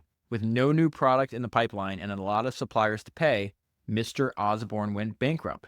Business writers dubbed the fiasco the Osborne effect. That is not the way that you want to be remembered. So I have a funny Adam Osborne story that comes from this book that was written a long time ago. It's written by Michael Moritz on like the history of the first like 6 years of Apple. When the book ends, Steve is still at Apple the first time. And Steve Jobs is quoted in that book with his own Adam Osborne story. He says, Adam Osborne is always dumping on Apple. He was going on and on about Lisa and when we would ship Lisa, and then he started joking about the Mac. I was trying to keep my cool and be polite, but he kept asking, what's this Mac we're hearing about? Is it real? He started getting under my collar so much that I told him, Adam, it's so good that even after it puts your company out of business, you'll still want to go out and buy it for your kids. And so let's go back to this idea where he was asked, like, how many hours were you working? He says, all of them. But he's still human. Still, everybody has a desire for relationships, and not it can't just be all work all the time. I've been happily working 16 hours a day, eating in the office, sleeping at the office. My work was my life. I had an enormous desire to succeed, but I was human, and I knew something was missing from my life. A salesman of one of our chip suppliers said, "Hey, my dad said you should meet this girl, Susan Lieberman." So he winds up meeting Susan. They get married. Susan plays a major part in his life, in his company. She's his biggest confidant. They're still married to this day. They have 4 kids that love both their parents and talk about the fact that they have such a great relationship, and they built a model for a happy marriage for their kids. And Michael tells a story about their first date, and he says 30 plus years later, we're still walking and talking. So Dell files to go public. They've been in business for 4 years, from founding to being public in 4 years. At the IPO, I think Michael owned around 73% of Dell when it went public in 1988. Now, got to the part about IBM that I referenced earlier. So a mistake that they do, I think it's part of human nature, part of, you see this reappearing in a bunch of large companies or established companies. They just couldn't imagine a future different from the world that they succeeded in. There's a guy named Glenn Henry, who was an IBM fellow. That was a distinction of the highest order at one of America's most distinguished companies, okay? Glenn Henry lives in Michael Dell's neighborhood and just read about his IPO. And he goes to Dell and says, "Hey, I want to work for you." And so he says, offering to jump ship and work for me was a big deal. He had been at IBM for over 20 years. As Glenn described it to me, IBM management looked down their noses at the PC. They thought the PC would make a great terminal to a mainframe, period. Glenn, on the other hand, saw the personal computer as a game changer. At the time, there were maybe a couple of million PCs in the world. He saw that number growing to billions, as did I. So there's a couple of things that jump out here. So I was thinking about when this is happening, and I went and looked up market cap. So in 1987, IBM's market cap was $100 billion. It was the first company to break the $100 billion market cap threshold, which was surprising to me. I didn't know that. And it was the most valuable company in the world. The most valuable company in the world was getting it wrong. They could not imagine a future different from the world that they succeeded in. And this is why there's always opportunity, and there will always continue to be opportunity, because a business is just an idea that makes someone else's life better. And there's infinite ways to make somebody else's life better. Then he talks about taking on Compaq. Play nice but win, especially versus Compaq. They started out a couple years before us with much more venture capital. They had super smart engineers, powerful R&D, and a special partnership with Intel. Every advance in microprocessors where Intel enjoyed a monopoly went to Compaq first. Yet Compaq had no price advantage. Their operating costs were 36% of revenue, as contrasted with our lean and mean 18%. They sold through retail stores only. We knew we could beat them on price, and with our build-to-order model on flexibility, we were the cheeky outsiders with the killer business model. So they start running ads about this, and they reflect it as like a David versus Goliath theme. Advertising was crucial to us. I knew from personal experience how much attention tech people paid to the ads in PC Magazine and PC World, because he was one of them, right? So then he says, hiring a world-class ad agency would be expensive, but Lee and I deemed the expense to be worth it. And it was. We more than doubled our advertising budget when we signed with Chiat Day, which is also the firm that Steve Jobs used for Apple. The results were very much worth it. We went from 69 million in 87 to 159 million in 88, and then 257 million in 1989. Competitive, lean, aggressive underdog that wants to win. That is where we are in the story of Dell. The next section. The founder is the guardian of the company's soul. It is an extension of who they are as a person. There's a great line where it says, Apple was just Steve Jobs with 10,000 lives. I used to describe that as it's the importance of building a business that's authentic to you. Michael gave me a better way to describe this. You build a business that's natural to you. So it says in 1990, Inc. magazine named me its very first entrepreneur of the year. Lee Walker said some very nice things about me in the company piece. This is so important. What Michael Dell does, he said, is so natural to him and flows so spontaneously from him.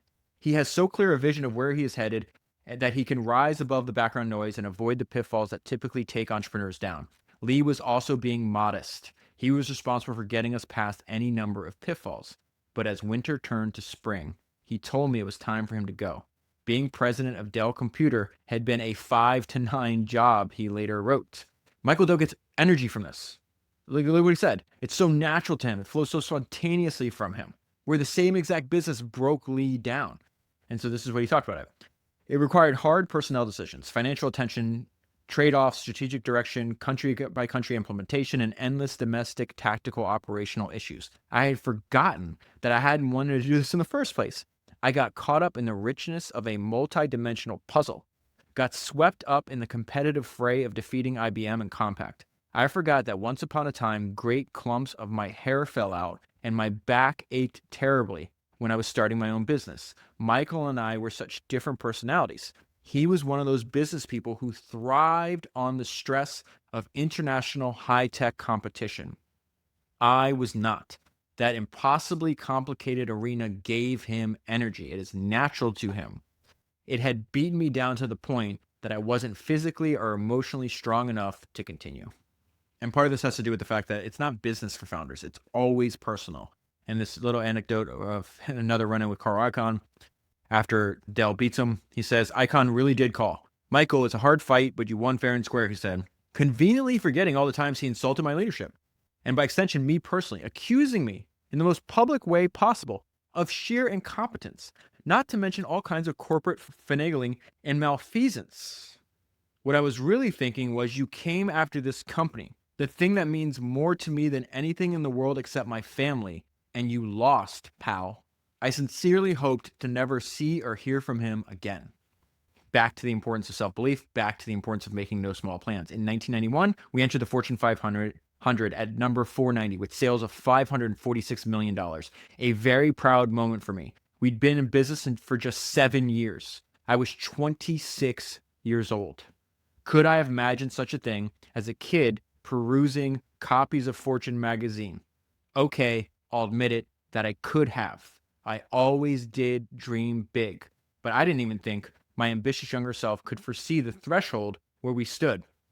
Our sales for the year that ended 1992 hit $890 million. The fabled billion-dollar barrier seemed reachable and breachable. And then he mentions again something that I've seen over and over again. Founders need a supportive spouse or no spouse at all is the way I put this. His wife was supportive from day one. 1993 was our 9th anniversary as a company. Susan and I had been married for just 2.5 of those 9 years. She understood my laser focus on the company, my frequent distraction. If you want to win an Olympic gold, you have to be fanatical. It's interesting that he used the word fanatical. A few weeks ago when I did the Todd Graves Raising Cane's episode, Todd said, nothing ever happens unless someone pursues a vision fanatically. And then I think another important reason to pick up the book and read the whole thing is because he talks about like when you're scaling like this, essentially you're building a completely different company. It's not the same thing. And it's just, you have to constantly be going and redoing all of your systems, all the different people. And so he says, we breached the fabled billion-dollar barrier. We posted sales of not $1 billion, but $2 billion. The systems and tools required to run a billion-dollar company are very different from those needed to run a $100 million company. We were outgrowing everything, our abilities, our systems, our people, and our capital structure. Our rapid expansion had meant lots of new hiring in every department. In 5 years, it went from 650 people to 5,000. I was just beginning to realize that the people who got us from point A to point B might not be the same people who can get us from point B to point C. So I was thinking about this when I got to this part because everything's falling apart. Again, from the outside, look wildly successful. You're in the Fortune 500, you're Entrepreneur of the Year. Inside, everything's breaking. My friend Brent Breshore has this permanent capital holding company, and he buys a ton of, he sees a lot of different businesses, and he's got a great quote on this. So for every one acquisition that Brent does, he looks at something like 15,000 companies. It's an insane number. And I text him about this. It's like, dude, don't you have this great quote about all companies being held together by duct tape or something? And he says, all businesses are loosely functioning disasters. Some just happen to make money. And so if you're reading this, I think back to the early days of Dell where he's got orders on clotheslines going through cubicles. Now, he's almost 10x his people in 5 years. Everything's breaking. And then listen to the story, just hilarious. So we hired a senior VP of human resources. We're going to call him Ted, right? And so one of his other vice presidents comes to Michael one day. He goes, oh, dude, we got a big problem. You have to sit down for this one. And the guy goes, we have a problem with Ted. Ted has hired somebody on the second shift in IT. And Michael's like, okay, so what's the problem? He goes, well, we don't have a second shift in IT. And Michael goes, have you asked him about it? And he goes, it's a little more complicated than that. She's a stripper. It turned out that Ted, who was married and had kids, had given a no-show job to his girlfriend, the stripper. And the girlfriend decided she wanted more money. So she came to the company and said she needed a good chunk of change to go away. Needless to say, it was Ted who went away. And then there's just an excellent, excellent line in the book. It says, many people don't reach their greatest potential because they fear failure. In avoiding failure, they deprive themselves of a great teacher. And so in 1993, Dell pushes, he's like, hey, we got to get into servers. This is an existential threat to our company. It's going to remind me a lot of like Ken Griffin's hardball strategy. It's discussed in that book, Hardball, as well. So he says, in 1983, I gave a presentation on why we needed to go into the server business in a big way. And if we didn't, it could be real trouble. One of the most striking things about the server market was how profitable it was. Margins much, much higher than those on PCs. Compaq was offsetting the small profits it made from selling its PCs with the rich profits its server business brought in. We calculated that if Compaq was left alone in the server sector, they would have so much profit that they could use it to attack the PC market and put us out of business. Another thing that he got to really, really early and really, really fast is we're going to set up our own website and then sell over the internet. And again, I think one of the main themes when you study Michael Dell is like, it makes sense to me. If it makes sense to me, it doesn't matter that other people aren't doing it. He's very comfortable trusting his own judgment. So he says in 1994, there were just 2,700 websites in the world. And one of them was Dell.com. At the beginning, customers were unaccustomed to buying this way. They were leery about putting their credit card numbers out there. Our website began selling PCs and notebooks in June 1996. At the end of that year, online sales reached $1 million a day. By the end of 1996, it seemed as if the sky was the limit. So when I go to 97, there is a section I think that's really important because he's talking about, obviously he admired Steve Jobs. They tried to work on a few things together. They couldn't get it to work out. But there's something in this. Well, let me just read what Dell says first before I pull up this quote from Andy Grove. And Dell says, it's hard to imagine today. He's describing what was taking place in 97. It's hard to imagine today. But back then, 10 years before the iPhone, Apple really was an underdog. They were truly fighting for its life. It was rare to see any mention of the company that didn't begin with the phrase, like trouble plagued or close to bankruptcy. So there's an excellent quote. Again, highly recommend you buy both this book and this fantastic book that I'm holding in my hand right now called In the Company of Giants. It's interviews with two Stanford MBA students from in the late 90s, interview like 16 tech company founders. And Michael Dell's in the book, Steve Jobs is in the book, Bill Gates, Bill Hewlett, Andy Grove. It's just absolutely, absolutely excellent. And I want to pull out one thing that Andy Grove said, because at this time he was thought to be, the best, maybe the best tech CEO of all time. And he says, the important thing to realize is that a lot of major business decisions are not that obvious. In retrospect, they might be, but not when you're looking forward. Remember, he is being interviewed in 97. If you read the newspapers about Apple, what they're going through is very similar. Nothing is obvious about Apple other than the fact that they're in trouble. That's very obvious.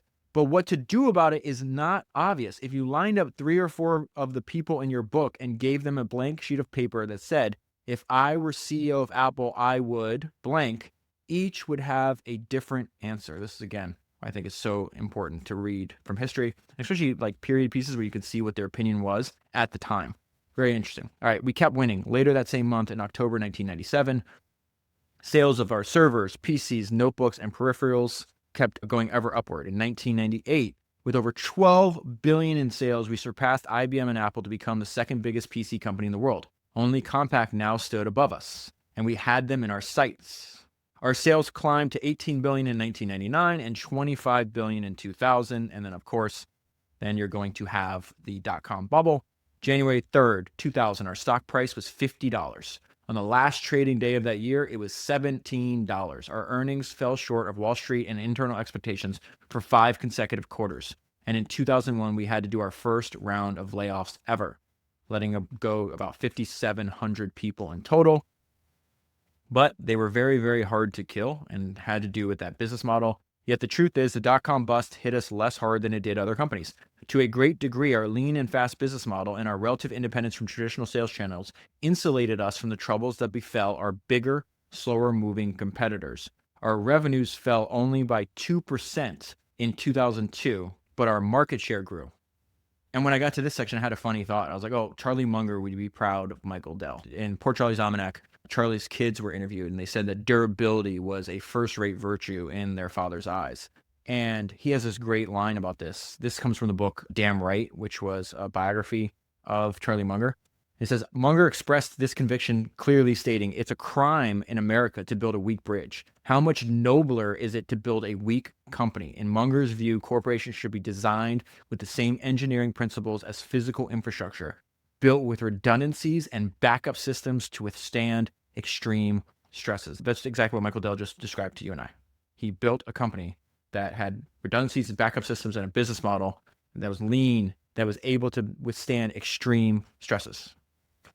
So that was the first 16 or 17 years of the company. I want to talk a little bit about taking the company private and, again, accomplishing things that no one else had accomplished before Michael Dell. It's really fascinating. Before I get there, I always said that if you love what you do, your exit strategy should be death. Michael takes it to a different level. So he says, why didn't you just walk away? It was a question more than one person asked me after the battles of 2012 and 2013. Why not simply leave behind all the headaches of trying to buy back your own company? I could afford to walk off into the sunset or start another company, build a new legacy. A reporter asked me the question soon after we went private, and I gave her a simple answer, one that came straight from the heart. I didn't want another company. This was the one with my name on it. I will care about this company after I'm dead. I love this stuff. It's fun for me. So yeah, you're actually, one thing to say your exit strategy is death. Another level to say, I'm going to care about this after I'm dead. So Dell is going to complete the largest technology buyout ever. They take the company private in 2013, $24.4 billion. It's even hard to comprehend what happens next just 2 years later. In 2015, Dell acquires EMC for $67 billion, the largest ever acquisition in the technology sector.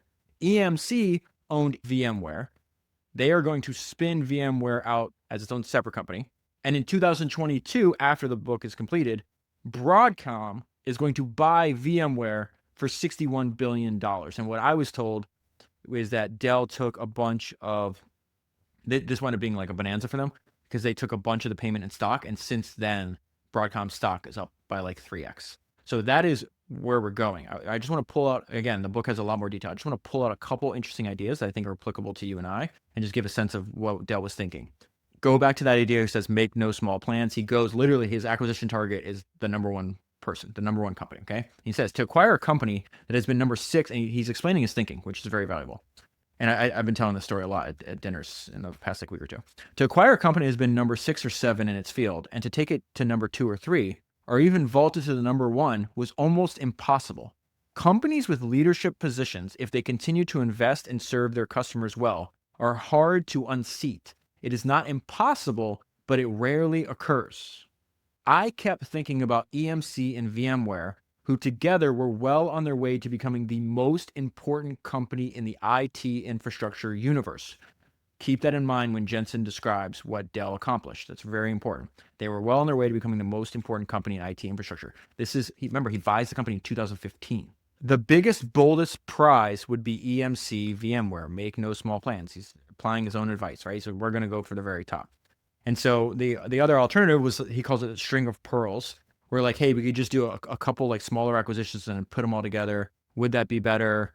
Would it be a better company? Would it be cheaper? How can we do this? He says, why not just buy a few storage and virtualization startups and integrate them into Dell? People would say it would cost vastly less than acquiring EMC and VMware. And he makes the great point, because you would go and talk to his own engineers, then you talk to customers of these people, and this is a great line. Customers are always the ultimate judge and jury. I met with each of the companies planning to challenge both EMC and VMware to see if a string of pearls plan might make any sense. And what I found was that while some of these startups had interesting ideas, they were far from being able to deliver them at scale, nor did they show any evidence of being able to integrate well with each other. All these companies were also losing enormous sums of money, where VMware and EMC were making a ton of money. At the same time, they were valued astronomically. And our acquisition strategy to date had already taught me it was highly unlikely you could acquire a bunch of startups that would challenge an industry leader like EMC VMware. EMC and VMware's price tag had a lot of zeros in it. But relative to the company's current cash flow and our projections of their future profitability, that valuation seemed like a bargain. Such an important point. From the outsiders, that's expensive. To Dell's perspective, it's cheap. And if you factor in, you go back to those numbers we just talked about. He acquires the whole thing, EMC and VMware, for $67 billion. A few years later, spins out just VMware for $61 billion. Obviously, Dell was right. And this was a huge swing. They were going to have to borrow $50 billion. There's a hilarious story. I need to bring this. I want to tell you. They were meeting with the EMC board to see if they're going to approve the merger, right? And Dell brings with him Jamie Dimon, okay? And so one of the board members, they're having this meeting. Jamie's sitting there quietly. One of the board members asks a question, gives Michael a serious look. And he goes, "Do you have the money? We're talking about a lot of money." And Dell says, before I could say a word, Jamie spoke up. "Yes, they have the money." The stature and credibility of the man who had spoken sank in. It was a moment that I will never forget, and something for which I'll always be grateful to Jamie. And then I think the best description of this radical transformation that Dell pulled off and the future value it's going to create, the stuff that he was doing 10 years ago, 15 years ago, 20 years ago is paying dividends, will continue to pay dividends well into the future. I actually think the best description of this, I found this interview with Jensen Huang and Michael Dell. And he talks about, he does the greatest summary of this. He says, "There's no one better at end-to-end systems at scale than Dell. This is a really important time. We've re-engineered and reinvented every layer of computing, from the chip to the operating system, to the system servers, to the way these data centers are put together. There's only one company in the world that has the ability to build the computing system, the storage system, the networking system, all of the software that goes along with it, and the path to the world's enterprises.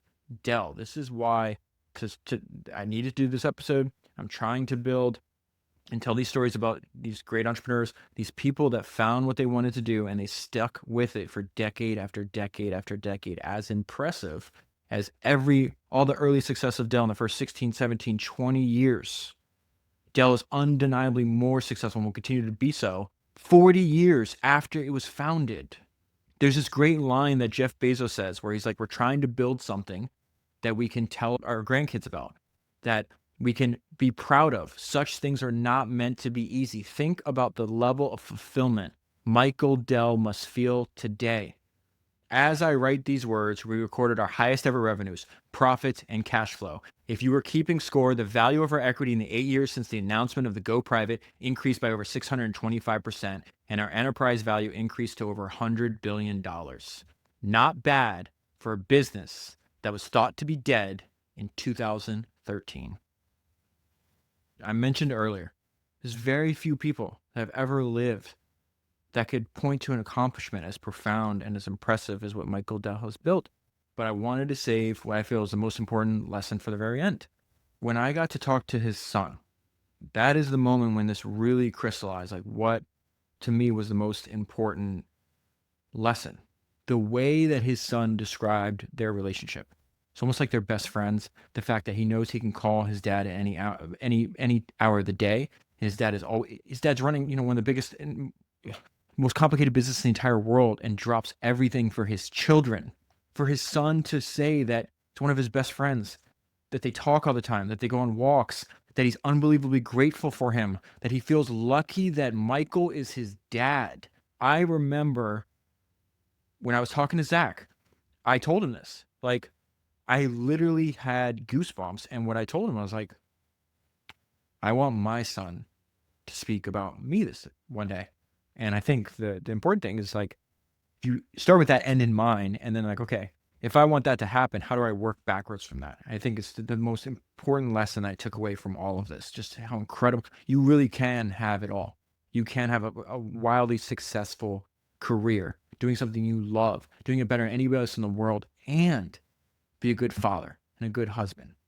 And so I want to end on this quote that I think is very, very important. It comes from the founder of Kinko's, this guy named Paul Orfalia.